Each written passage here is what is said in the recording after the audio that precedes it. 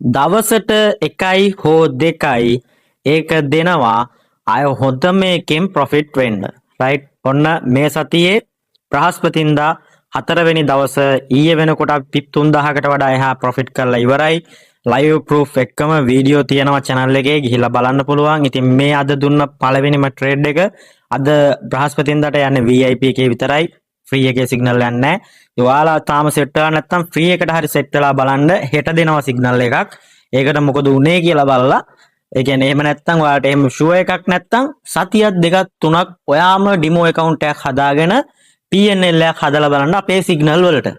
Right. ඔයගොල්ලෝ මුලින්ම සාමාන්‍ය මිනිස්සුගේ VIP වලට හරි මොනවට හරි ජොයින් වෙන්න කලින් ඉස්සල්ලාම S2 දකින්නකම් කවදාකවත් විශ්වාස කරන්න එපා මේවා වෙනවා කියලා. ඒ මිනිස්සු එක එක ෆොටෝ අනම්මනම් මෙහෙම ෆීඩ්බැක් මෙන්න මෙහෙම හිටියේ මම දැන් මෙහෙම ජීවත් වුණේ එහෙම කියලා එක එක මගුල් දායි.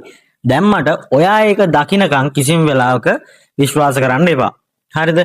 ඉතින් ඒකින්ද තමයි අපි හැම වෙලාවෙම කියන්නේ ඔයගොල්ලෝ ආපු ගමන් VIP එන්න ඕනේ නැහැ.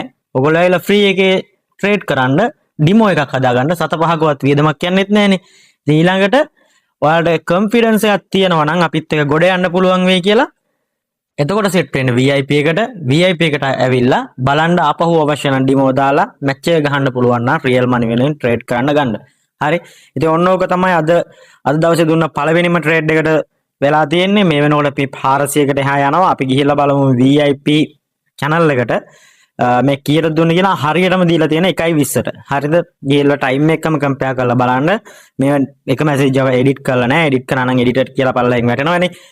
එතකොට දීලා තියෙන්නේ 44.56 44.60 කියන ලෙවල් එකෙන් සෙල් කරන්න කියලා.